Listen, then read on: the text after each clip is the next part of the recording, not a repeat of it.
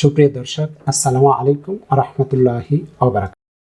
Popular homeo হল থেকে আমি ডাক্তার এম এ হাসান। প্রিয় দর্শক, আপনাদের সবাইকে স্বাগত। আজকে আমরা যে বিষয়টি নিয়ে আলোচনা করব সেটি হচ্ছে যাদের অন্ডকোষ ঝুলে থাকে, অন্ডকোষ পাতলা হয়ে গেছে, অন্ডকোষ একটা ছোট হয়ে গেছে, অন্ডকোষ একটা বড় হয়ে গেছে। এই ধরনের সমস্যা নিয়ে অনেক রোগী আমাদের চেম্বারে আসে। আবার অনেকে দেশ এবং বিদেশের বিভিন্ন প্রান্ত থেকে ফোনে অথবা মেসেজের মাধ্যমে আমাদের কাছে পরামর্শ চান। আজকের ভিডিওতে আমরা জানব যে এগুলো আসলে সমস্যা কিনা, এতে বড় ধরনের কোনো ক্ষতি হতে পারে কিনা এবং চিকিৎসা নেওয়ার প্রয়োজন আছে, অথবা কোন পর্যায়ে গেলে আমরা ডাক্তারের শরণাপন্ন হব, চিকিৎসা গ্রহণ করব। এই সকল বিষয় নিয়ে আজকে আমরা বিস্তারিত জানব। আশা করি ভিডিওর শেষ পর্যন্ত আপনারা আমাদের পাশে থাকবেন। প্রিয় দর্শক, আমরা সর্বপ্রথম জানব যে অন্ডকোষ ঝুলে যাওয়ার অন্ডকোষ একটা লুজ, একটা টাইট, দুটি কিন্তু হয়। তবে এর পিছনে যে গুরুত্বপূর্ণ কারণ সেটি হচ্ছে পরিবেশ এবং তাপমাত্রা। আপনারা যদি একটু খেয়াল করেন তাহলে অতি সহজে বুঝতে পারবেন যে অতিরিক্ত গরমে ম্যাক্সিমাম পুরুষেরই ম্যাক্সিমাম সময় অন্ডকোষ ঝুলে থাকে। আবার ঠান্ডায় বা শীতকালে এবং গোসলের পর অন্ডকোষ উপরের দিকে আকৃষ্ট হয়ে থাকে। আমরা জানি যে পুরুষের টেস্টিস বা অন্ডকোষে টেস্টোস্টেরন নামক হরমোন এবং স্পার্ম বা শুক্রাণু তৈরি হয়। আর এই শুক্রাণু উৎপাদন এবং সংরক্ষণের জন্য একটি নির্দিষ্ট তাপমাত্রার প্রয়োজন, আর এটি নিয়ন্ত্রণ করে পুরুষের অন্ডকোষ। গরমের সময় যেহেতু তাপমাত্রা একটু বেশি থাকে, সেহেতু অন্ডকোষটা সামান্য নিচের দিকে ঝুলে থাকে, যাতে শুক্রাণু যথাযথ তাপমাত্রায় সংরক্ষণ করতে পারে। অন্ডকোষটি যদি একটু নিচের দিকে ঝুলে না যায় তাহলে কি হতে পারে? তাহলে অন্ডকোষটি শরীরের সাথে লেগে অতিরিক্ত তাপমাত্রা পাবে। অতিরিক্ত তাপমাত্রার কারণে কি হতে পারে? শুক্রাণু উৎপাদন এবং সংরক্ষণের ক্ষেত্রে বাধা সৃষ্টি হতে পারে, মারাত্মক সমস্যা দেখা দিতে পারে। অর্থাৎ অতিরিক্ত তাপমাত্রার ফলে শুক্রাণু দুর্বল হয়ে যেতে পারে, অসুস্থ হয়ে যেতে পারে, এমনকি শুক্রাণু মারাও যেতে পারে। তাই শীতের সময়, ঠান্ডার সময় এবং গোসলের পর অন্ডকোষটি উপরের দিকে উঠে থাকে, টাইট হয়ে থাকে।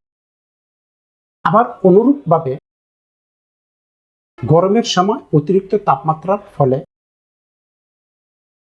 অন্ডকোষটি ম্যাক্সিমাম পুরুষের ম্যাক্সিমাম টাইমে নিচের দিকে ঝুলে থাকে। এটি একটি স্বাভাবিক বিষয়, এতে ভয়ের কোনো কারণ নেই, এতে চিকিৎসা নেওয়ারও কোনো প্রয়োজন নেই, এতে বড় ধরনের কোনো ক্ষতি হতে পারে। আরেকটি সমস্যা হলো যে অন্ডকোষ একটা স্বাভাবিকের চেয়ে বেশি ছোট হয়ে যাওয়া, আরেকটি হচ্ছে যে স্বাভাবিকের চেয়ে বেশি বড় হয়ে যাওয়া। সাধারণত পুরুষের ডান অন্ডকোষের তুলনায় বাম অন্ডকোষটি একটু নিচের দিকে। এর কারণ কি? এর কারণ হলো স্পারমাটিক কর্ড। তাহলে আমরা জানি যে স্পারমাটিক কর্ড কি এবং এর কাজ।